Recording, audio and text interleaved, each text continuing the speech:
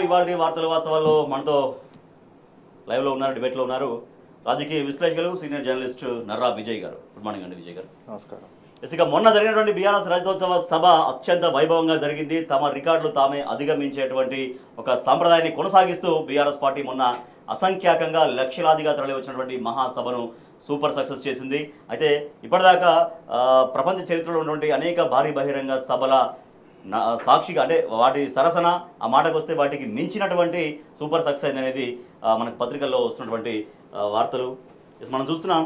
విజయ్ గారు, మొన్న జరిగినటువంటి సభ ఎంత సంచలనం అంటే మొన్న జరిగిన సభ ఆ ఒక్కరోజుకే కాకుండా ఆ ఒక్కరోజు వరకే చర్చ కాకుండా వాళ్ళ రాష్ట్ర రాజకీయ వర్గాల్లో ఎటువంటి చర్చ సాగుతోంది, ఎటువంటి ప్రకంపనలు కలిగిస్తోంది, బీఆర్ఎస్ నాయకుల్లో కార్యకర్తల్లో జోష్ నింపడం ఒక ఎత్తు అయితే అట్ ద సేమ్ టైం అధికార కాంగ్రెస్ పార్టీలో కూడా ఎట్లా దడ పుట్టించింది అనేటువంటి చర్చ ఎట్లా సాగుతోంది?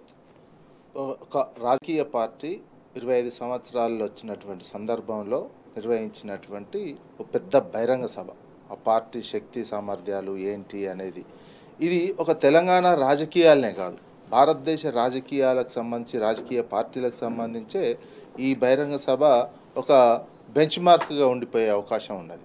ఎందుకంటే ఒక పార్టీ, ఒక ప్రాంతీయ అస్తిత్వంతో ఉన్నటువంటి పార్టీ 25 సంవత్సరాలు రావటం, వచ్చిన తర్వాత ఇట్లాంటి బహిరంగ సభకు వచ్చినటువంటి జనం ఆదరణకు సంబంధించిన చూసినట్లయితే దేశంలో ఇంతవరకు జరగలే. ఇట్లా రజతోత్సవ సందర్భంగా ఇంత పెద్ద బహిరంగ సభలు లక్షలాది మంది వచ్చి ఒక ఎమోషన్తో కూడినటువంటి విధంగా చూడడం అనేది ఫస్ట్ టైమే.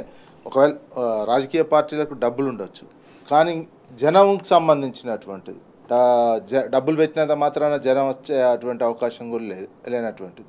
నేను కూడా సభకు దగ్గర నుంచి చూసినటువంటిది, పోయినటువంటిది. అసలు మీడియాకు సంబంధించినటువంటి గ్యాలరీలో ప్రజలు తోసుకొచ్చారు. అసలు అక్కడ ఉన్నటువంటి గ్యాలరీలలో స్థలం లేనటువంటి సిచ్యువేషన్ కనిపించింది. ఒక రకమైనటువంటి ఎమోషన్ అక్కడ ఉన్నటువంటి ప్రజల్లో.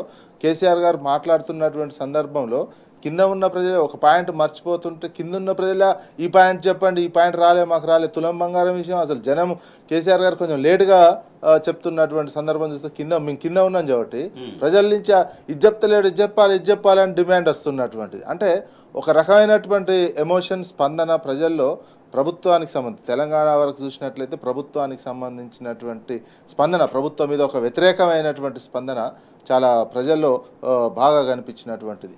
రాజకీయ పార్టీ ఇట్లాంటిది దేశంలో ఇట్లా రాజకీయంగా ఒక బహిరంగ సభలు ఇంతకుముందు టీఆర్ఎస్ బీఆర్ఎస్ అనేక బహిరంగ సభలు నిర్వహించవచ్చు.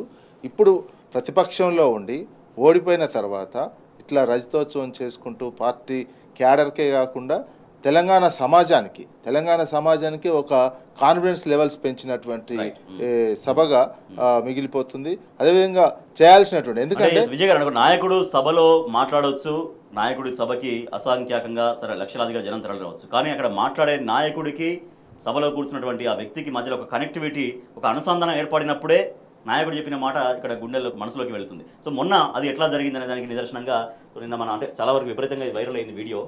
ఈ రైతు మీరు చెప్పింది నిజమే అంటూ ప్రతి దానికి రియాక్ట్ అవుతూ ఇచ్చినటువంటి ఫీడ్బ్యాక్. సో ఇటువంటి వాళ్ళందరూ కూడా సభలో ఎట్లా కనిపించారు, ఆ కనెక్టివిటీ అనేది ఎట్లా జరిగింది మొత్తం సభలో? కనెక్టివిటీ ఉంది.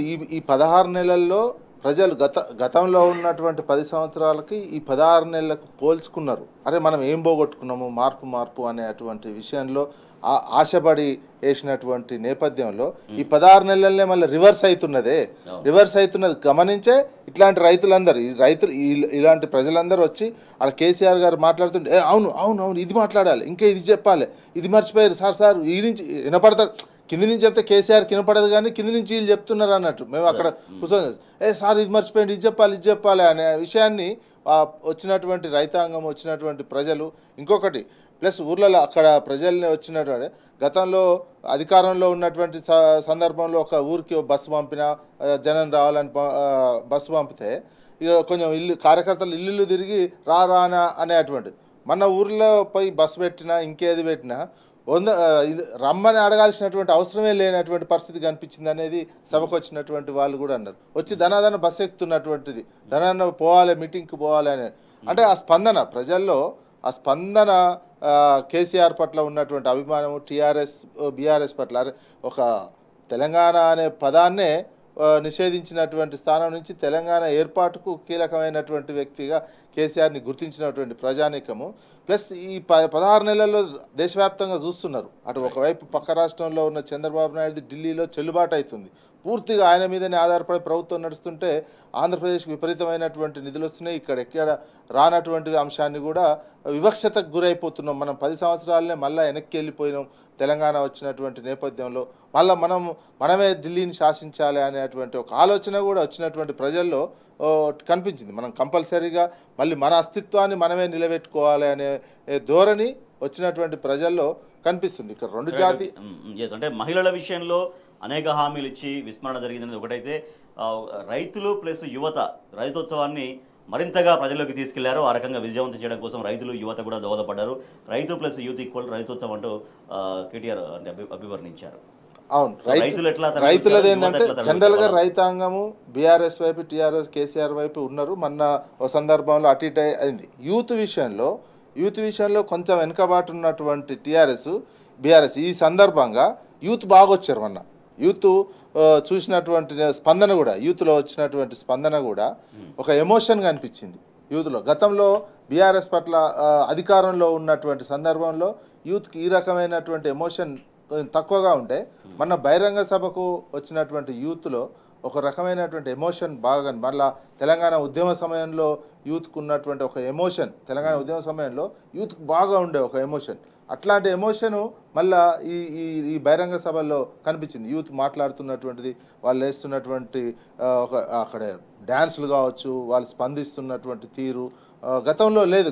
అధికారంలో ఉన్నటువంటి సందర్భంలో యూత్ కొంచెం దూరమైనట్టు కనిపించింది. యూత్ ఉండే ఈ సభతోటి బీఆర్ఎస్కు ఒక యూత్తో కనెక్ట్ అయిపోయింది. యూత్ తోటి బలమైనటువంటి ఎమోషన్తో కనెక్ట్ దృష్ట్యా మన సభ దృష్ట్యా పాత అప్పుడు సభలు నిర్వహించినటువంటి ఆ ఫోటోస్ కూడా మనం చూస్తున్నాం. విజయ్ గారు 2001లో ఇది తెలంగాణ సింహగర్జన, ఇది కరీంనగర్లో ఉద్యమం స్టార్ట్ అయినటువంటి తొలి నాళ్ళలో.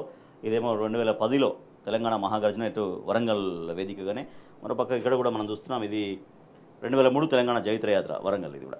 సో ఇట్లా అంటే జనాన్ని భారీగా లక్షలాదిల జనాన్ని తరలించడం, భావజాల వ్యాప్తి ఏదైతే చెప్తున్నదో ప్రజల్లోకి జొప్పించడం అనేది ఒక ఆనవాయితీగా ఎట్లా కొనసాగించగలిగింది అనేది 2001లో ఓ ఎమోషన్, యూత్లో ఉన్న ఎమోషన్, 2010లో తెలంగాణ కోసం ఎమోషన్, ఇప్పుడు ఇది మళ్ళీ మనం పోగొట్టుకున్న తర్వాత మళ్ళీ సాధించుకోవాల్సినటువంటి ఎమోషన్ ఏందనేది 2025లో ఆ సభలో చూడండి ఎంత ప్రజలు అప్పటికి అదే అంతకంటే ఎక్కువ రజతోత్సవానికి సంబంధించిన పార్టీ మీటింగ్ ఇది అప్పుడు ఉద్యమానికి సంబంధించి పార్టీ సభ అయినప్పటికీ ఒక ఉద్యమ ఆకాంక్ష ఎక్కువగా ఉన్నటువంటి ప్రతి సమాజంలో ప్రతి పౌరుడిలో.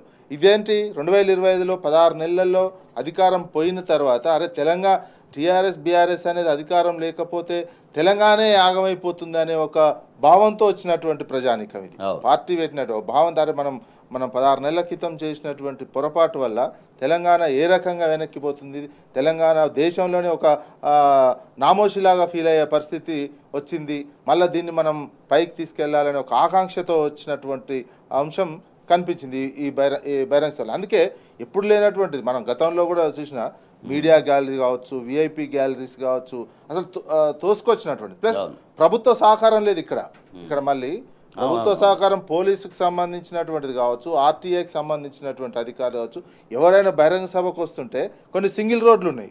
సింగిల్ రోడ్లో ఉద్దేశపూర్వకంగా మేము పోతున్నటువంటి సందర్భంలో కొన్ని చోట్ల లారీలు ఎదురుగా పెట్టి ఉద్దేశపూర్వకంగా లారీలు ట్రాఫిక్ జామ్ చేస్తే ప్రజలు ఎక్కువ పోవద్దు అనే అంశం, ఎదురుగా లారీలు పెట్టి చిన్న వే పెట్టి ఒక్కొక్క వెహికల్ చాలా స్లోగా పోవాలి, కొన్ని ఆగిపోవాలి, కొంచెం మొత్తం అడ్డం పెట్ట, ఇది ఒక షాడిజం టైప్ చూపించింది ప్రభుత్వానికి సంబంధించినటువంటి అధికారులు, ఆర్టీ అధికారులు కావచ్చు, పోలీస్ అధికారులు కావచ్చు. ప్లస్ అయిపోయిన తర్వాత నిన్న ఒక ఊరికి అయిపోయిన తర్వాత నిన్న ఒక ఫంక్షన్ ఊరికి పోతే కూడా వాళ్ళు ఊరికి పోవడానికి కూడా నైట్ ఒకటి అయిపోయిందట, మీటింగ్ అయిపోయిన తర్వాత ఊరికి పోవటానికి కూడా వాళ్ళే వాలంటీర్లు, వాళ్ళే పోలీసులు, మేమే అయిపోయినాం. ఈ రకం ప్రభుత్వం మమ్మల్ని చాలా ఇబ్బంది పెట్టినటువంటి సిచ్యువేషన్ అనేది మాత్రం ప్రజలు కార్యకర్తలు చెప్తున్నట్టు. కానీ ఒక ఎమోషన్ క్రియేట్ చేసింది కార్యకర్తల్లో, ప్రజల్లో ఒక గట్టి పట్టుదల ఈ బహిరంగ సభ మాత్రం నిలిపింది. మనం ఎట్టి పరిస్థితులు ఇక ఇదే ఎమోషన్ ఇదే కంటిన్యూషన్తో ఉండాలనేది మాత్రం ప్రజల్లో అదేవిధంగా పార్టీకి సంబంధించినటువంటి కార్యకర్తల్లో నాయకుల్లో ఈ బహిరంగ సభ నింపింది. రైట్గా ఉద్యమ కాలం నుంచి కూడా భారీ బహిరంగ సభలు నిర్వహించాలంటే అది టీఆర్ఎస్ బీఆర్ఎస్ మాత్రమే మరోసారి నిరూపించబడింది అనేది తేటతెల్లమవుతున్నటువంటి విషయం. ఆ మాటకు వస్తే ప్రపంచంలో జరిగినటువంటి అనేక సభలు అనేక సందర్భాల్లో అనేక మహాసభల సరసన మొన్న జరిగినటువంటి రైతోత్సవ సభ ఈక్వల్గా నిలిచింది. ఆ మాటకు వస్తే కొన్ని సభల్ని అధిగమించి కూడా రైతోత్సవ సభ విజయవంతమైందనేది విశ్లేషకులు అభిప్రాయం వ్యక్తం చేస్తున్నారు. అసలు ప్రస్తుతం మనతో లైవ్లో జాయిన్ అవుతున్నారు మాజీ deputy CM BRS party senior నాయకులు డాక్టర్ రాజయ్య గారు. నమస్తే రాజయ్య గారు. గుడ్ మార్నింగ్ అన్న. ఎస్ రాజయ్య గారు, మొన్న జరిగినటువంటి బహిరంగ సభ మీకు వ్యక్తిగతంగా ఎంత సంతృప్తినిచ్చింది, ఒక పార్టీ పరంగా ఎంత విజయవంతమైంది, పార్టీ శ్రేణుల్లో పార్టీ నాయకుల్లో క్యాడర్లో ఎటువంటి ఒక ద్విగుణీకృత ఉత్సాహాన్ని తీసుకొచ్చింది మొన్న కేసీఆర్ గారి ప్రసంగము జరిగినటువంటి ఒక ఊపుతో జరిగినటువంటి ఆ సభ?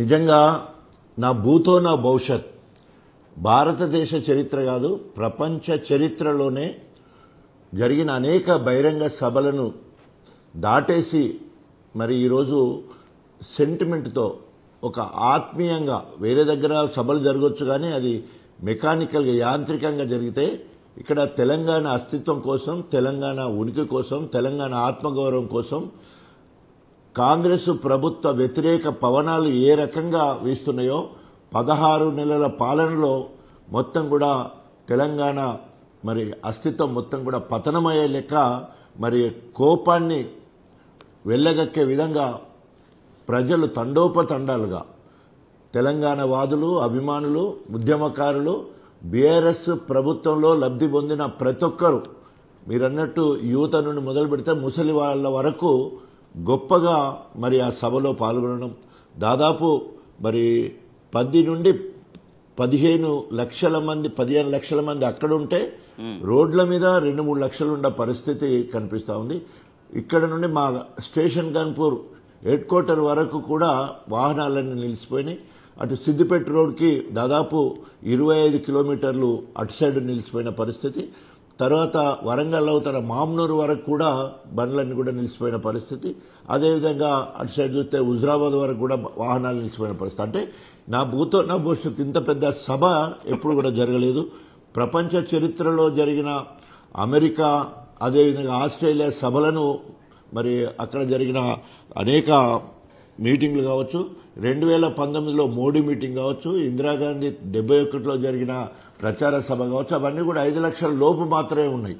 కానీ 15 లక్షల నుండి 18 లక్షలు ప్రత్యక్షంగా అక్కడ హాజరై పరోక్షంగా 1.5 కోటి మంది వీక్షించాలంటే అనేక ఛానల్స్ ద్వారా ఇది ప్రపంచ రికార్డు. కేసీఆర్ గారు స్వయంగా ప్రణాళిక సిద్ధం చేసి స్వయంగా వారే పర్యవేక్షించి మొత్తం కేసీఆర్ గారి ఆలోచనలో భాగంగా ఈ సభ సక్సెస్ అయింది. సక్సెస్సే కాకుండా ప్రతిపక్షాల గుండెల్లో గుబులు పుట్టే విధంగా కేంద్ర ప్రభుత్వము ఏదైతే ఎన్డీఏ ప్రభుత్వం అక్కడ, కాంగ్రెస్ ప్రభుత్వం ఇక్కడ 2 ప్రభుత్వాలు దద్దరిల్లే విధంగా గుండెలు పగిలిపోయే విధంగా ఈ సభ జరిగింది. అనేక మంది మేము వస్తామని చెప్పేసి ఈ మాట చెప్పకూడదు కానీ కాంగ్రెస్ వాళ్ళు కూడా అనేక మంది కేసీఆర్ ఎట్లా తిడతారో మా రేవంత్ రెడ్డిని చూడాలనే ఆత్రతతో మరి అక్కడికి వచ్చిన సందర్భం కనబడింది. కానీ ఇంకా కూడా బస్సులకెక్కి కాంగ్రెస్ లీడర్లందరూ కూడా ఫోటోలు తీసి మీకు ఇందిరమ్మ ఇల్లు రావు, మీకు రేషన్ కార్డు రాదని చెప్పేసి మా గన్పూర్ స్టేషన్లో అయితే అనేక బస్సులలో స్కూల్ బస్సులకెక్కి మన డీసీఎంలకెక్కి మరి ఫోటోలు తీసి బెదిరించే కార్యక్రమం చేసినా కూడా మేము మా అంచనా 25,000 అనుకుంటే 30,000 దాటే విధంగా గన్పూర్ ఒక్క కేసీఆర్ గారు సభలో మాట్లాడుతున్నప్పుడు రాజయ్య గారు మాట్లాడుతున్నప్పుడు వచ్చినటువంటి సభికుల నుంచి వచ్చినటువంటి ఒక ప్రతిస్పందనలు అంటే వారు చెప్పే ప్రతి మాట ఆలోచింపజేసే విధంగా వారు చెప్తున్నటువంటి ప్రతి సెంటెన్స్ కూడా ప్రజల నుంచి వచ్చినటువంటి ప్రతిస్పందన ఫీడ్బ్యాక్ వాళ్ళ ఒక అంటే చేతులెత్తి వాళ్ళు అభివాదం చేయడం కావచ్చు, ఎస్ మీరు చెప్పేది నిజమే అని చెప్పడం కావచ్చు, ఇవన్నీ కూడా ఎట్లా ఒక ప్రభుత్వ వ్యతిరేక వాతావరణాన్ని మరింతగా సభలో బిల్డప్ చేయగలిగినాయి.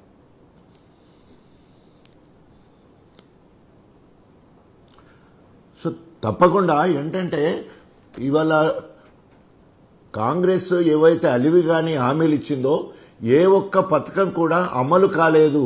2500 ఇచ్చిందా అంటే ఇవ్వలేదు, తులం బంగారం వచ్చిందంటే రాలేదు, స్కూటీ ఇచ్చిందంటే ఇవ్వలేదు, 2000 పెన్షన్ 4000 చేసిందంటే చేయలేదు, రైతు రుణమాఫీ అయిందంటే కాలేదు, నిరుద్యోగ భృతి ఇచ్చారంటే ఇవ్వలేదు, రైతు భరోసా కింద ఇచ్చిందంటే లేదు, ఈ మధ్యలో ఏదన్నా రైతు బీమా వచ్చిందంటే రాలేదు, ఒడ్లు కొంటున్నారా అంటే లేదు, కొనుగోలు కేంద్రాలు ఇప్పటికి మొదలు పెట్టలేదు, అక్కడ వసతులు లేవు.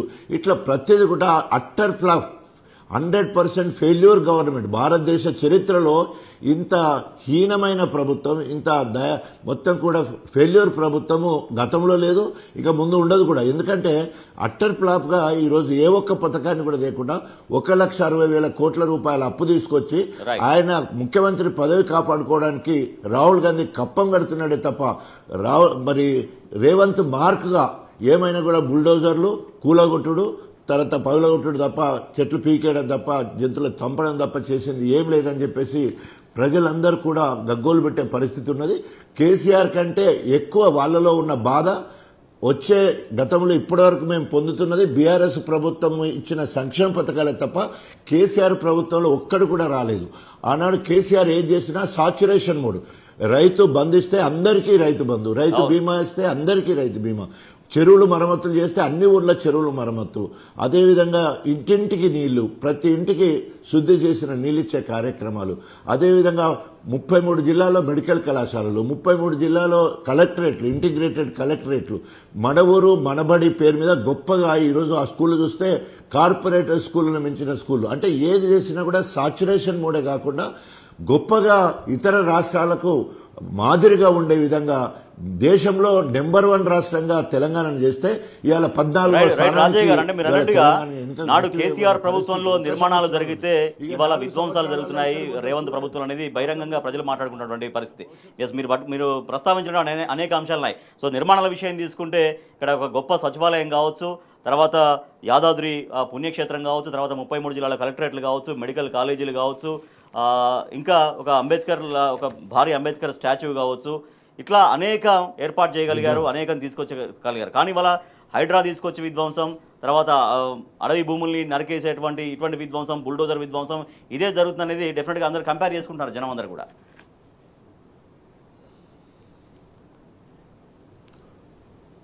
100%. ఎందుకంటే ఏదైనా ఒక మంచి పని ఉండేది ఉంటే 10 చెడ్డ పనులను వెనుకకు తీసుకుపోయేదానికి అవకాశం ఉంటుంది. ఒక్క మంచి పని కూడా చేయకుండా అన్ని చెడు చేసుకుంటూ పోతుంటే నేను ఇట్లే చేస్తాను అనే పద్ధతిగా ఈ 7.5 కాలము నాకు చదువుకోవడానికే సరిపోయింది అన్నట్టు మాట్లాడడం అయితే సిగ్గుచేటు. ఎందుకంటే మరి ఒకవేళ నువ్వు అట్లే అనుకున్నప్పుడు ఈ దేవుళ్ళ మీద ఒట్టేందుకు, 100 రోజులలో చేస్తామని చెప్పుడేందుకు, 26 జనవరికి మొత్తం 5 గ్యారెంటీలు అమలు చేస్తా, 6 గ్యారెంటీలు అమలు చేస్తా అని చెప్పుడేందుకు, smallest of the small village అంటే ఒక మండలంలో అతి చిన్న గ్రామాన్ని తీసుకొని రేషన్ కార్డులు ఇస్తాం, ఇందిరమ్మ ఇల్లు ఇస్తాం, ఇందిరా ఆత్మీయ భరోసా ఇస్తాం, రుణమాఫీ పూర్తిగా చేస్తాం, రైతు భరోసా అందరికి ఇస్తాం అంటే చిన్న గ్రామంలో 270 ఓట్లున్న ఒక జనాభా ఉన్న ఒక ఎస్టీ తండా తీసుకొని, గార్లగడ్డ తండాన్ని తీసుకుంటే చిల్పూర్ మండలంలో అక్కడ కూడా వచ్చిన పరిస్థితి లేదు. జనాభా చూస్తే 270 జనాభా ఉంటుంది. అది చిన్న గ్రామ పంచాయతీ చేసిన ఘనత కేసీఆర్ గారిది. అన్ని తండాలను గ్రామ పంచాయతీలు చేసి అదొక రికార్డు. కొత్త మండలాలు చేయడం, కొత్త రెవెన్యూలు తీసుకురావడం, కొత్త జిల్లాలు ఏర్పాటు చేయడం, నా భూతో నా భవిష్యత్తు ఏది చేసినా కూడా సాచురేషన్ మోడ్లో అన్ని వర్గాలకు, అన్ని రాజకీయ పార్టీలు కూడా మెచ్చుకునే విధంగా అభివృద్ధి సంక్షేమ కార్యక్రమాలు ముందుకు పోసిన చరిత్ర కేసీఆర్ గారిది. అంత గొప్ప చరిత్ర మళ్ళీ కేసీఆర్ కావాలని చెప్పేసి ఆ సభలో అనేక మంది యూత్ కావచ్చు, ముసలాళ్ళు కావచ్చు, ప్రతి ఒక్కరు కూడా రావాలే, కేసీఆర్ ముఖ్యమంత్రి కావాలి అనే భాష మనం దద్దరిల్లే విధంగా అనేక సార్లు వారించినా కూడా గొప్పగా నినాదించిన సందర్భం మనం చూస్తున్నాం. Right, okay Rajaiah. సో ప్రజలు చెప్తున్న మాట కేసీఆర్ అంటే నిర్మాణం, రేవంత్ కాంగ్రెస్ అంటే కాంగ్రెస్ ప్రభుత్వం అంటే విధ్వంసం అని చెప్తున్నారు. వాళ్ళ కేసీఆర్ పేరు చెప్తే కాళేశ్వరం గుర్తొస్తుంది, ఆయన పేరు చెప్తే సచివాలయం గుర్తొస్తుంది, 33 జిల్లాల కలెక్టరేట్లు గుర్తొస్తాయి, మెడికల్ కాలేజీలు గుర్తొస్తాయి, ఒక కమాండ్ కంట్రోల్ సెంటర్ గుర్తొస్తుంది, ఇట్లా మొత్తం నిర్మాణాలు గుర్తొస్తాయి. అన్నిటికంటే ముఖ్యమైనటువంటి కాళేశ్వరం ప్రాజెక్టు కట్టి నీటిని ఎట్లా రైతులకు అందించారు అది గుర్తొస్తుంది. కానీ వాళ్ళ కాంగ్రెస్ ప్రభుత్వం, రేవంత్ సర్కార్ అంటే మొత్తం విధ్వంసాలు, హైడ్రా, బుల్డోజర్లు, చెట్ల నరికివేతలు, అడవుల విధ్వంసం తప్పించి ఏమీ గుర్తురాదు, నిర్మాణం అనేది లేదు, మొత్తం విధ్వంసమే ఈ ప్రభుత్వం యొక్క ఉద్దేశము, లక్ష్యము, గమ్యంగా కనిపిస్తున్నది. ప్రజలు చాలా బహిరంగంగా చర్చించుకున్నటువంటి పరిస్థితి. ప్రభుత్వ అనుకూల మీడియాలో, ఇది ఆంధ్రజ్యోతి పత్రికలో వచ్చినటువంటి వార్త ఏంటంటే ఖజానా లూటి కేసీఆర్ పని అంటూ సీఎం రేవంత్ రెడ్డి చేసినటువంటి కామెంట్స్ అనేది. సో ఇవి నిజానికి ఇవాళ కేసీఆర్ అనేది ఒక ఆర్థికంగా ఎట్లా అగ్రస్థానంలో తెలంగాణను నిలబెట్టగలిగారు అనేది స్వయంగా ఇవాళ కాంగ్రెస్ ప్రభుత్వం రిలీజ్ చేసినటువంటి అనేక నివేదికలే చెబుతున్నాయి. అనేక అంశాల్లో ఎట్లా ఒక అగ్రగామిగా నిలిచింది అనేది, తెలంగాణ గత 10 ఏళ్లలో ఎట్లా ఆర్థికంగా వృద్ధి సాధించింది అనేది కాంగ్రెస్ ప్రభుత్వం రిలీజ్ చేసిన అనేక గణాంకాలే చెబుతున్నటువంటి పరిస్థితి. కానీ ఇంకా ప్రజలకు ఇచ్చినటువంటి మాటలు అమలు చేయలేక ఇంకా గత ప్రభుత్వం పైనే సీఎం రేవంత్ రెడ్డి నెట్టివేసే ప్రయత్నం చేస్తున్నారని, సో సీఎం వ్యాఖ్యలని ఇవాళ ప్రభుత్వ అనుకూల మీడియాలో ఈ రకంగా ఒక బ్యానర్గా చేసి ప్రజల్ని తప్పుదోవ పట్టిస్తున్నారనేటువంటి చర్చ సాగుతోంది. రైట్, విజయ్ గారు, సో గత ప్రభుత్వం ఇంకా అతనిగా లూటి కొనసాగింది కాబట్టి 1.5 కాలంగా మాకు ఇంకా సర్దుకోవడమే సరిపోయింది అనేది సీఎం రేవంత్ రెడ్డి నిన్న మీడియా చిట్ చాట్లో మాట్లాడినటువంటి మాటలు. హాస్యాస్పదంగా ఉంటుంది. ముఖ్యమంత్రి గారు చిట్ చాట్ విషయంలో చూసినట్లయితే ఇప్పుడు 10 ఏళ్ల విధ్వంసం ఆర్థికంగా అన్నారు. వీళ్ళు ఒక మేనిఫెస్టో కమిటీ ఏర్పాటు చేసిరండి. 60 సంవత్సరాల అనుభవం ఉంది శ్రీధర్ బాబు నేతృత్వంలో మేనిఫెస్టో కమిటీ ఏర్పాటు చేసి మాకు అనుభవం తెలుసు ఈ ఆర్థిక పరిస్థితి ఎట్లా ఉన్నా మేము మొత్తం మళ్ళీ ఆదాయాన్ని పెంచి సంపద పెంచి మొత్తం ఇస్తాము అన్నారు. అప్పుడు ఏం లేదు ప్లస్ 10 ఏళ్ల విధ్వంసం. ఇప్పుడు రామకృష్ణారావు గారే కదా ఇప్పుడు సిఎస్ అయినటువంటి రామకృష్ణారావే ఆర్థిక శాఖకు ఉన్నటువంటి వ్యక్తి. 10 సంవత్సరాల నుంచి తెలంగాణ వచ్చిన దగ్గర నుంచి ఆయన ఉన్నటువంటిది. ఆయనకే అప్పచెప్తే ఇప్పుడు ఆయననే సిఎస్గా చేసినటువంటిది. మరి ఆయననే దివాలా తీయించిండి, ఆయనే విధ్వంసం చేసినటువంటి వ్యక్తిని పక్కకు పెట్టుకొని చేస్తారా? అంటే ఒక అబద్ధాలు చెప్పడానికి. ప్లస్ విధ్వంసము అయినట్లయితే నీకు జిఎస్డిపి ఎట్లా పెరిగింది? నీకు జిఎస్డిపి 4.5 లక్షల కోట్ల నుంచి ఇప్పుడు 15.5 లక్షల కోట్ల వరకు ప్రొడక్షన్ పెరిగింది. తెలంగాణ ప్రొడక్షన్ మరి ఎట్లా పెరిగింది? నీకున్నటువంటి ఇంత ప్రొడక్షన్ పెంచినటువంటి దాన్ని ఆ ప్రొడక్షన్ నుంచి ఆదాయాన్ని పెంచడంలో వైఫల్యం చెందారు. మీరు ఆదాయం ఎందుకు తగ్గింది? మీరు వచ్చిన తర్వాతనే రాష్ట్రానికి సంబంధించినటువంటి ఆదాయం తగ్గుతూ కనిపించింది, ప్రజల్లో కొనుగోలు శక్తి తగ్గుతూ కనిపిస్తున్నటువంటిది. మీకు ఒకసారి ఇంత ప్రొడక్షన్ పెంచిన తర్వాత ఈ ప్రొడక్షన్ నుంచి ఆదాయాన్ని పెంచి సంపదను పెంచేటువంటి మార్గాలు మీకు లేవు. ఉన్నా మీకు విధానాలు లేవు. ఏంది వచ్చే రాకడతోటే ఈ విధ్వంసం లూటీలు ధ్వంసం చేసేసరికి ప్రజల్లో నమ్మకం పోయింది.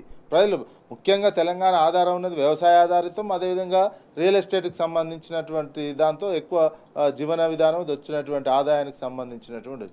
అవి మీరు ఏం చేశారు? మేజర్ కీలకమైనటువంటిది రైతు బంధు బంద్ చేసి ఇస్తాడో రాడో అనేటట్టు వ్యవసాయాన్ని చిన్నగా తక్కువ చేసినటువంటిది. అదేవిధంగా రియల్ ఎస్టేట్కి సంబంధించిన హైడ్రాతోటి హైదరాబాద్ ఆదాయమే గండిపడ్డ. హైదరాబాద్ అనేది మన గ్రోత్ ఇంజన్ లాగా తెలంగాణకు ఉపయోగపడుతున్న ఆదాయం వృద్ధి చెందించడంలో ఉపయోగపడినటువంటి దాన్ని హైదరాబాద్ నుంచి వచ్చే ఆదాయాన్ని కూడా దివాలా తీసేటువంటి కార్యక్రమం చేస్తారు.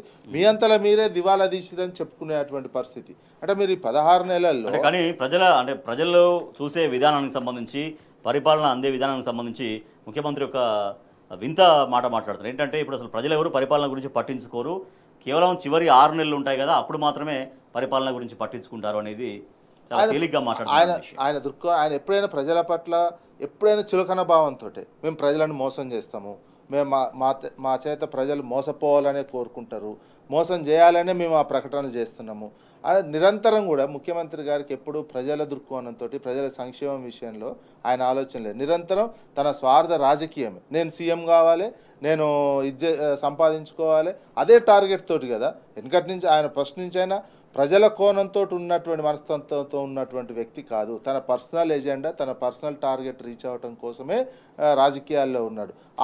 ఆ అంశంతో చివరి 6 నెలలు అన్ని పథకాలు ఇస్తే సరిపోద్ది, చివరి 6 నెలల పరిపాలన చూస్తారా అనే ఒక ఆలోచన, ఒక దృక్పథంతో ఉన్నటువంటి ముఖ్యమంత్రికి అంతకంటే ఎక్కువ ఆలోచన ఇంకెక్కడ వస్తుంది? ప్రజల సంక్షేమం 4 ఏళ్ళు చూడాలి, 5 ఏళ్ళు చూడాలి, అభివృద్ధి చేయాలి, రాష్ట్ర ఆర్థిక వ్యవస్థను బలోపేతం చేయాలి అనే కాన్సెప్ట్ లేనట్టే అర్థమైపోతున్నటువంటిది, ఈజీగా తెలిసిపోతుంది. మేము 16 నెలల్లో అర్థం చేసుకోవడానికి మాకు ఇన్నాళ్ళు సరి చేయడానికి పట్టిందంటే మీరు అంతకుముందే చెప్పినటువంటిది అంశం. రాష్ట్ర ఆర్థిక పరిస్థితి కళ్ళ ముందు ఉండే కాగ్ రిపోర్టు ఎలక్షన్లో కూడా మీరు చెప్పారు. అన్ని అంశాల విషయం ఏ రకంగా ఉందనేది మీరు చెప్తూ ఇప్పుడు వచ్చే రాకపోతే మళ్ళీ 1,60,000 కోట్ల అప్పు చేసి మీరు చేసినటువంటి ఆదాయం పెంచలే, మొత్తం ఏం పెంచకుండా మళ్ళీ దివాలా తీసింది, అప్పు పుడతలేదు. ఈ రకంగా ఎవరు 6 నెలల ముందే పరిపాలన గురించి ఆలోచిస్తారంటే మీకు ఒక తెలంగాణ మీద, తెలంగాణ సమాజం మీద, తెలంగాణ ప్రజల పట్ల అభిప్రాయం లేదు, ఒక సానుకూల దృక్పథం లేదు, ఒక నెగిటివ్ ఆలోచనతోటే మీరు ఉన్నట్టుగా అనిపిస్తుంది. ఎస్ రాజయ్య గారు, మళ్ళీ గత బీఆర్ఎస్ ప్రభుత్వాన్ని మళ్ళీ బదనం చేసే ప్రయత్నం, మళ్ళీ ఖజానా, మళ్ళీ లూటీ, మళ్ళీ అప్పులు అనేది ముఖ్యమంత్రి చిట్చాట్లో మాట్లాడుతున్నటువంటి మాట. సో గత ప్రభుత్వం మొత్తం లూటీ చేసింది కాబట్టి మాకు ఈ 1.5 year వరకు ఇంకా రిపేర్లే సరిపోయినాయని చెప్తున్నారు. అందుకే అనేక హామీలు అట్లే ఉన్నాయి, కానీ ప్రజలు ఎవరు పట్టించుకోరు. చివరి 6 నెలలే పరిపాలన గురించి పట్టించుకుంటారు. ఇది సీఎం రేవంత్ రెడ్డి ఇచ్చినటువంటి నిర్వచనం. అంటే శాతగాక ఇవన్నీ మాట్లాడే పరిస్థితి. ఎందుకంటే తెలంగాణ రాష్ట్రం అభివృద్ధి అంటే ఇలా భారతదేశంలో నెంబర్ 1 స్థానంలో ఉంది. రేవంత్ రెడ్డి అలివిగాని హామీలు ఇవ్వడమే కాకుండా నమ్మబలకడానికి రాహుల్ గాంధీని తీసుకొచ్చేసి రైతు డిక్లరేషన్లో హామీలు ఇచ్చే కార్యక్రమం, అదేవిధంగా ప్రియాంక గాంధీని తీసుకొచ్చి మహిళా డిక్లరేషన్ ఇచ్చే కార్యక్రమం, అదేవిధంగా ఖర్గేని తీసుకొచ్చేసి ఎస్సీ డిక్లరేషన్ విషయంలో. సో ఇట్లా ఒక్కొక్కరితో నమ్మబలకడానికి ఏఐసిసి పెద్దలను తీసుకొచ్చి ఇక్కడ హామీలు ఇచ్చేసి ఈరోజు అమలు కాని పరిస్థితుల్లో మళ్ళీ వాళ్ళ ముఖాలు ఇక్కడ కనిపించవు.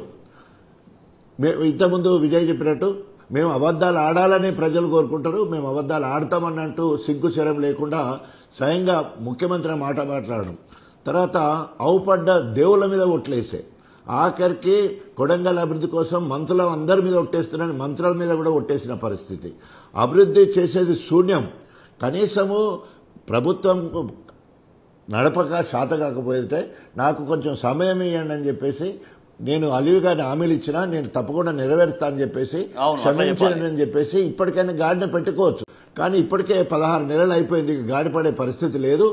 ఇవాళ కర్రు కాల్చి వాత పెట్టడానికి ప్రజలందరూ సిద్ధంగా ఉన్నారు. ఇప్పుడు నువ్వేమైనా చేసినా కూడా ప్రజలు నమ్మే పరిస్థితులు లేరు. ఎందుకంటే చెట్టు ఎండిపోయిన తర్వాత ఎన్ని నీళ్లు పోసినా కూడా లాభం లేదు. ఇలా కాంగ్రెస్ పార్టీ చెట్టు ఎండిపోయింది, అది కుళ్ళిపోయింది. కాబట్టి దాన్ని నమ్మే పరిస్థితులు ఎవరు లేరు. ఇవాళ కేసీఆర్ ఒక్కసారి బయటకు వచ్చిన తర్వాత నిజాలన్నీ కూడా నిగ్గు తేల్చడంతో ఇవాళ తెల్ల ముఖాలు వేసే పరిస్థితి ఇవాళ కాంగ్రెస్ పెద్దలలో వాళ్లే వైరాగ్యంలో పడిపోయారు. నిజమే కదా కేసీఆర్ మాట్లాడేదంతా నిజమే కదా, మనం ఏం చేయలే, ఏ ముఖం పెట్టుకొని ప్రజలకు వెళ్దాం. ప్రజాపాలన పేరుతోటి ప్రజలకు ఒరగబెట్టింది ఏం లేదు. ఒక్క గ్రామ సభకు పోలేని పరిస్థితి, ఒక ఎమ్మెల్యే గాని ఒక మంత్రి గాని గ్రామ సభకు పోలేని పరిస్థితి ఇవాళ దాపురించింది. చేసినామని చెప్పడానికి ప్రభుత్వం ఏం చేస్తోంది, చెప్పినటువంటి మాటలు ఏమైనా, కార్యక్రమాలు ఏమైనా అనేది డెఫినెట్ గా ప్రతిరోజు ప్రజలు చర్చించుకునేదే రాజకీయాల గురించి. నలుగురు కలిస్తే డెఫినెట్ గా వాళ్ళు మాట్లాడుకునేదే ఫస్ట్ పాలిటిక్స్ గురించే మాట్లాడుకుంటారు. సో అట్లా పరిపాలన గురించి అసలు చర్చించుకోరు. 6 నెలల తర్వాత చివరి 6 నెలలు చర్చించుకుంటారంటే అది ఏం వ్యవస్థ గురించి కూడా తప్పుగా మాట్లాడినట్టు కాదా? 100%. ఎందుకంటే అంటే వాళ్ళకు చిత్తశుద్ధి లేదు, ప్రజల యోగక్షేమాల గురించి చిత్తశుద్ధి లేదు, అభివృద్ధి మీద అవగాహన లేదు, సంక్షేమం మీద పట్టు లేదు. కాబట్టి ఓన్లీ ఇంకా ఎట్లా మోసం చేయాలి, మొత్తం ఇవన్నీ ఆఖరి 6 నెలలే చూసుకుందామంటే అది మునిగిపోయే సందర్భంలో నువ్వు ఎంత లేపాలన్నా లేదు. ఇవాళ కాంగ్రెస్ పార్టీ పడవ మునిగిపోతా ఉన్నది, నడి సముద్రంలో ఉన్నది. ఇక మళ్ళీ కోలుకోలేని పరిస్థితి. మళ్ళీ 20 ఏళ్ల వరకు కాంగ్రెస్ పేరు చెప్తే తూ అనే పరిస్థితి కనబడతా ఉన్నది.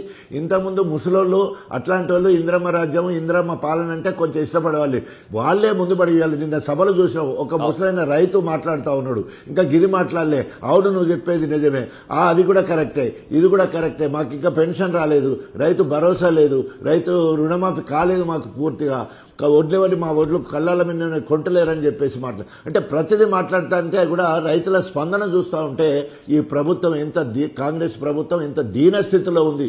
ఏ ఒక్కరి మెప్పు పొందడానికి లేదు.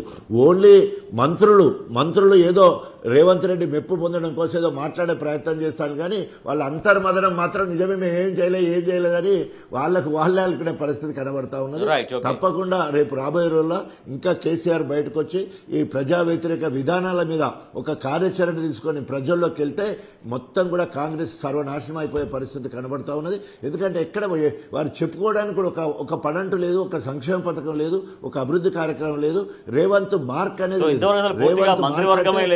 పేద మీద కూలగొట్టడం, అదేవిధంగా మూసే ప్రక్షాళన పేరుతో ఇంతకుముందు చెప్పినట్టు అక్కడ కూలగొట్టడం, విధ్వంసం తప్ప ఎక్కడ కూడా అభివృద్ధి సంక్షేమం కనిపించే పరిస్థితి లేదు. రైట్ విజయ్ గారు, సో రాహుల్ గాంధీతో నాకు మంచి సంబంధాలు ఉన్నాయనేది ఆయన వివరణ ఇచ్చుకునేటువంటి ప్రయత్నం చేస్తున్నారు. అట్ ద సేమ్ టైం వారు అనేక అంశాలు ప్రస్తావించారు. దాంతోపాటుగా అసలు రాష్ట్రంలో పూర్తి స్థాయి మంత్రివర్గం కూడా ఇంతవరకు లేని పరిస్థితి. రాష్ట్ర సగం జనాభాకు లేదండి. హైదరాబాద్, రంగారెడ్డి, నిజామాబాద్, ఆదిలాబాద్ ఉన్న 4 కోట్ల జనాభాలో సగం జనాభా ఈ జిల్లాలలో ఉన్నారు. సగం జనాభాకు ప్రజా ప్రాతినిధ్యం ఉన్నటువంటి మంత్రివర్గం లేకుండా ఈ 16 నెలలు నడిపిన తర్వాత రాష్ట్రము పరిపాలనా వ్యవస్థ ఇంకా గాడిని ఎట్లా పడుతుంది? రాహుల్ గాంధీతో రిలేషన్స్ మంచిగా ఉన్నాయని చెప్పుకుంటుండంటేనే లేవని అర్థం. ఒక ముఖ్యమంత్రి ఆ పార్టీ ప్లస్ రాహుల్ గాంధీ ఆ పార్టీ అధ్యక్షుడు కాదు.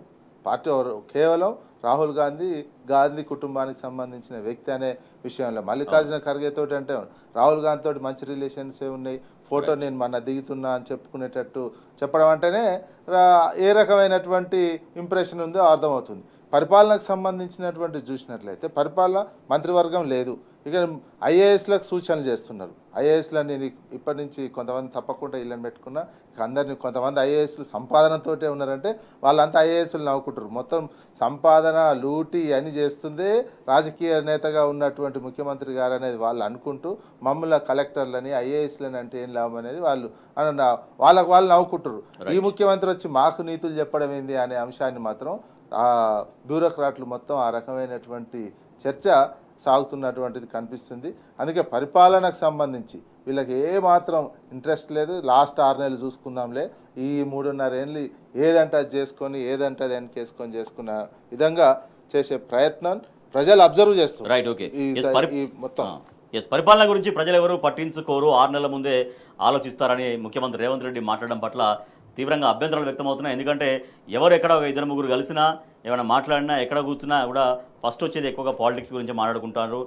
ఎట్లా జరుగుతుంది పరిపాలన, ఎట్లా జరుగుతుంది అనేది జనరల్గా వచ్చేటువంటి డిస్కషన్.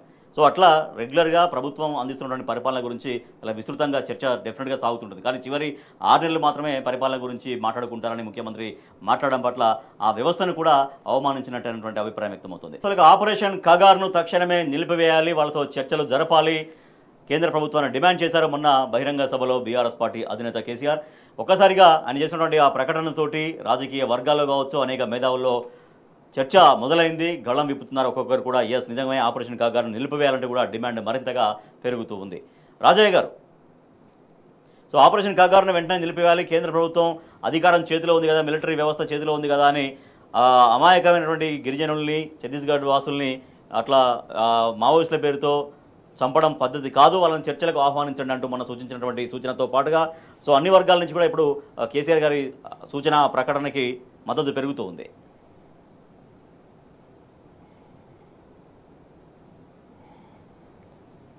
సో తప్పకుండా ఈరోజు మావోయిస్టులు దేశద్రోహులు కాదు. మావోయిస్టులు ఈ దేశ ఆర్థిక పరిస్థితులపై, జీవన విధానంపై ఒక సామాజిక కోణంలో ఆదివాసులందరూ కూడా అభివృద్ధి కావాలని చెప్పేసి వారి ఆర్థికంగా సామాజికంగా ఎదగాలనే ఉద్దేశంతో అనేక రకాలుగా ప్రజలను చైతన్యపరుస్తూ అనేక కార్యక్రమాలు మావోయిస్టులు చేస్తున్నారు. అది తెలంగాణ ఇవాళ ఇంత చైతన్యం అవడానికి కారణము నిజం చెప్పాలంటే ఒక రకంగా మావోయిస్టులే. సో ఇప్పుడు కగార్ పేరుతోటి మొత్తం విచ్చలవిడిగా ఆదివాసులను చంపేస్తూ ఉన్నారు. వాళ్ళు మావోయిస్టులు కూడా కాదు, నిజం చెప్పాలంటే ఆదివాసులను చంపేస్తూ ఉన్నారు. నరమేధం జరుగుతూ ఉంది అక్కడ.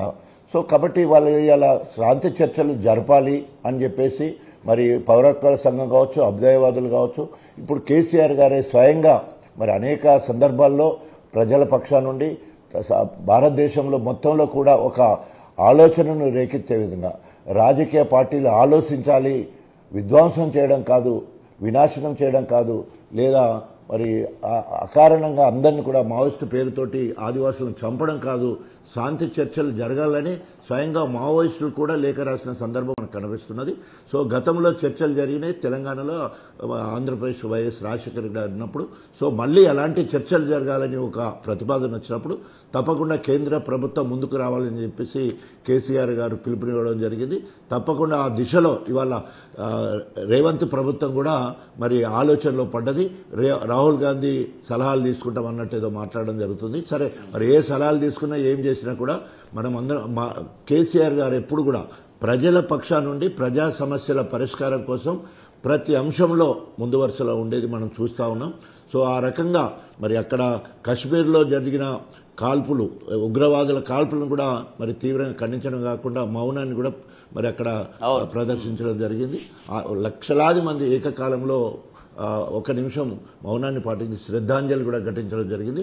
ఒక పక్క తెలంగాణ అభివృద్ధి, సంక్షేమం, అస్తిత్వం కోసం పాటుపడుతున్న భారతదేశంలో ఉన్న అనేక అంశాల మీద కూడా పెద్దలు కేసీఆర్ గారు మాట్లాడడం ఇలా దేశ రాజకీయాలను ప్రపంచంలో ఉన్న తెలుగు మాట్లాడే వాళ్ళందరూ ఆలోచనకు దారిస్తున్నారు. అన్ని రాజకీయ పార్టీలు కూడా కేసీఆర్ గారి మాటలను పరిగణలోకి తీసుకొని అందరు కూడా వారు ఈ కగారు విషయంలో కానీ, అదేవిధంగా దేశంలో జరుగుతున్న అశాంతి విషయంలో కానీ, మతతత్వం అక్కడ గిరిజనుల ఊతకోత కానీ వీటన్నిటిని ఖండిస్తూ ఉన్నారు. తప్పకుండా కేసీఆర్ గారు మార్గదర్శకంగా ఉంటున్నాడు ప్రతి విషయంలో కూడా. ప్రతి సామాజిక అంశంలో, అభివృద్ధి అంశంలో, సంక్షేమం విషయంలో మాదిరిగా అంటే కేసీఆర్ ఏ రకంగా చేశాడు భారతదేశంలో ఆ రకంగా జరగాలనే ఆలోచన ఇవాళ భారతదేశ అన్ని రాష్ట్రాలలో కూడా జరుగుతూ ఉంది. రైట్, ఓకే, ఎస్ విజయ్ గారు. సో ఆపరేషన్ కగార్ దాన్ని ఎట్లా నిలిపివేయాల్సినటువంటి అవసరం నిజానికి ఉంది? ఆపరేషన్ కగార్ని నిలిపివేయాలని భారతదేశంలో తొలి రాజకీయ పార్టీ ఒక బీఆర్ఎస్ పార్టీ కేసీఆర్ తీసుకున్నటువంటి లైన్. ఒక పెద్ద రాజకీయ పార్టీ, మిగతా చిన్న చిన్న ఏదో అని ఒక రాష్ట్రంలో ప్రతిపక్ష హోదా, పెద్ద ఉద్యమం, అది రజతోత్సవ పార్టీ సభలో కగారుకు సంబంధించినటువంటి నిలిపివేయాలే లేఖ కూడా రాస్తామని చెప్పడం అనేది ఒక భారతదేశంలోనే ఒక రాజకీయ పార్టీ బహిరంగంగా స్పందించి ఈ నరమేధాన్ని ఆపాలనే అంశాన్ని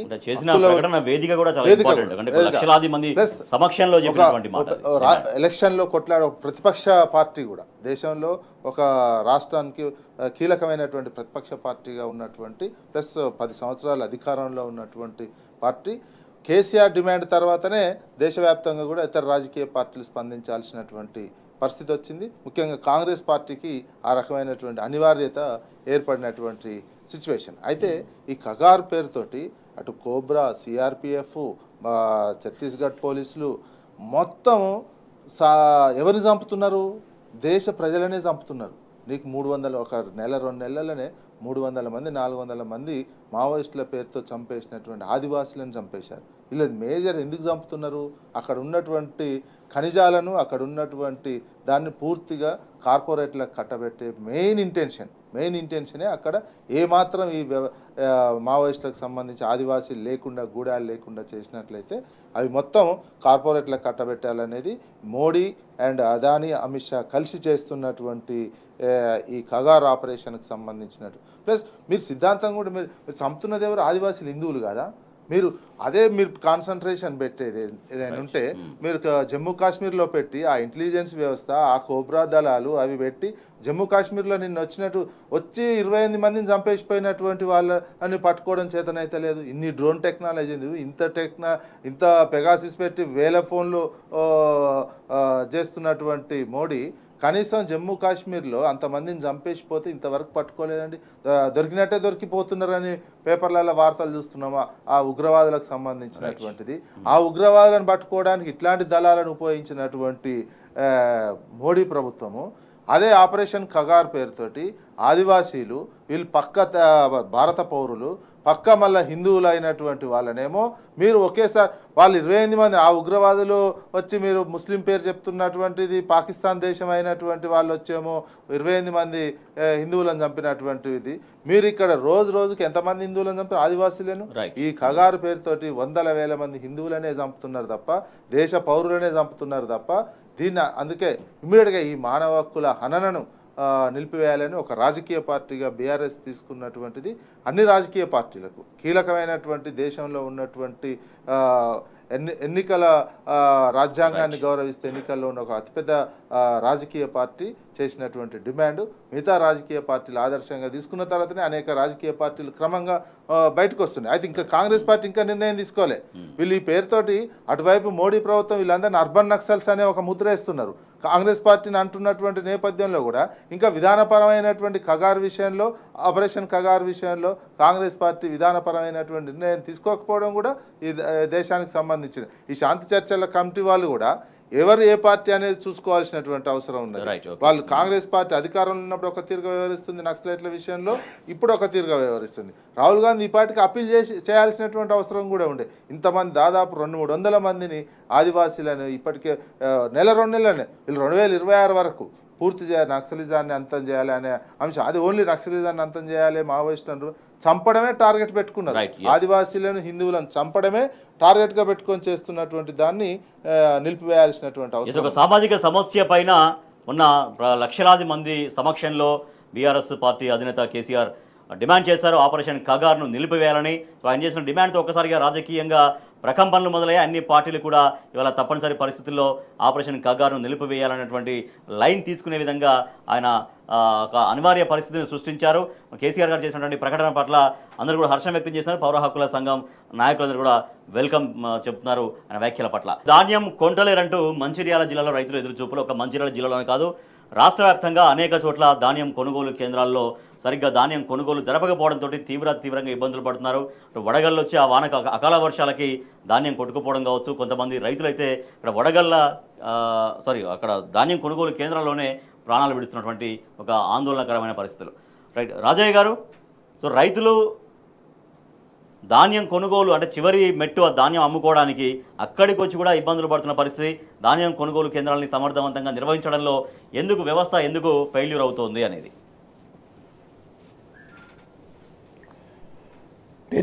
ఏ వ్యవస్థ మీద రేవంత్ రెడ్డికి పట్టు లేదు.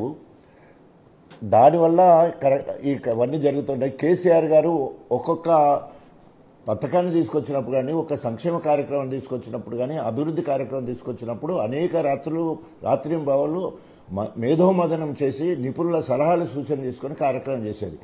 ఎప్పుడైతే రాష్ట్రంలో వరిధాన్యం పెరుగుతుందో దాదాపు 3 కోట్ల మెట్రిక్ టన్నుల ధాన్యం పండించే స్థాయికి తెలంగాణ వెళ్ళినప్పుడు దానికి అనుగుణంగా గోదాములు కట్టించడం జరిగింది. ప్రతి మండలంలో 5,000 మెట్రిక్ టన్నుల గోదాములు.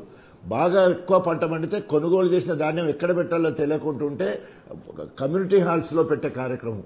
అవసరమైతే స్కూళ్ళన్నీ కూడా ధాన్యంతో నిండిపోయింది. కమ్యూనిటీ హాళ్ళు, తర్వాత గోదాములు, ఎక్కడ స్థలం ఉంటే అక్కడ అంత గొప్పగా అసలు స్కూళ్ళల్లో ధాన్యం పెట్టే పరిస్థితి. వేసవి కాలంలో హాలిడేస్ ఇచ్చిన తర్వాత స్కూళ్ళను వాడుకున్నాం, కమ్యూనిటీ హాళ్లను వాడుకున్నాం. తర్వాత గోదాములు కొత్తగా కట్టేయడం జరిగింది. ముందు జాగ్రత్తగా ఎవరికైనా ఆలోచన వస్తుందా? ప్రతి మండలంలో 5,000 మెట్రిక్ టన్నుల గోదాములు కట్టించిన పరిస్థితి అంటే ఇంత గొప్పగా. ప్రతి మండల కేంద్రంలో ప్రతి 5,000 మంది రైతులకు రైతు వేదికలు కట్టించిన పరిస్థితి. దాదాపు 26,000 రైతు వేదికలు కట్టించిన పరిస్థితి. 7,000 కొనుగోలు కేంద్రాలు ఏర్పాటు చేసి రైతుకు అన్ని వసతులు అక్కడే కల్పించి టెంట్లు వేసి నీళ్లు పెట్టి ఇలా డిహైడ్రేషన్ తోటి, వడగాళ్లతోటి, డిహైడ్రేషన్ తోటి చనిపోయే పరిస్థితి ఇలా కనబడుతూ ఉన్నది. సో మరి ఇలాగా రైతు గురించి పట్టించుకున్నదే లేదు. కేసీఆర్ గారు రైతును రాజును చేయడానికి, రైతు పెట్టుబడి తగ్గించి గిట్టుబడి తోట పెరగడానికి, రైతు ఆత్మహత్యలు చేసుకోవడానికి కారణాలేంటి? రైతుకు పెట్టుబడి ఇవ్వాలి అంటే రైతుకు పెట్టుబడి ఇవ్వడం, రైతుకు సాగునీరు అందించాలంటే సాగునీరు గురించి కొత్త ప్రాజెక్టులు తీసుకురావడం, రైతుకు సాయం చేయాలంటే రైతు బంధు తీసుకురావడం, రైతు మోటార్లు కాలిపోయి నష్టపోతుందంటే 24 గంటల ఉచిత నాణ్యమైన కరెంట్ ఇచ్చే కార్యక్రమానికి శ్రీకారం చుట్టడం. తర్వాత ఈ రకంగా అనేక రకాలుగా రైతు పెట్టుబడులు తగ్గించడానికి, రైతు ఎందుకు ఆత్మహత్య చేసుకుంటుండు? ఒకవేళ బిడ్డ పెళ్లి చేసి కట్నం ఇచ్చి మళ్ళీ తెరలేక చేసుకుంటే కళ్యాణ లక్ష్మి తీసుకొచ్చే కార్యక్రమం. గుడంబ తాగి రైతులు చనిపోతారంటే గుడంబను మాపేసి 2 లక్షల రూపాయలు వారి జీవనోపాధికి ఇచ్చే కార్యక్రమం. అంటే రైతు ఆత్మహత్య రైతు ఆత్మహత్యల సంఖ్య ఇప్పటికే వందలాది సంఖ్యకు చేరుకుంది. దాదాపుగా 500 నెంబర్కు టచ్ అవుతోంది ఒకటైతే, మరోపక్క ధాన్యం కొనుగోలు కేంద్రాల్లోనే రైతులు మృత్యువాత పడుతున్నటువంటి పరిస్థితి. సో నిన్న కూడా తొర్రూరులో ఒక యువ రైతు సారయ్య అయినటువంటి రైతు అక్కడ వడదెబ్బతోటి చనిపోయినటువంటి పరిస్థితి.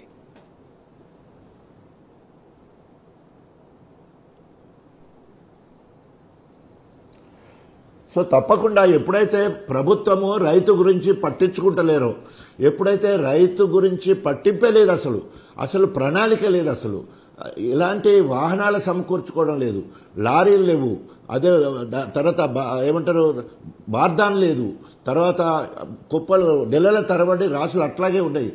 అకాల వర్షాలు వచ్చి మొత్తం తడిసిపోతూ ఉంటుంది ధాన్యం.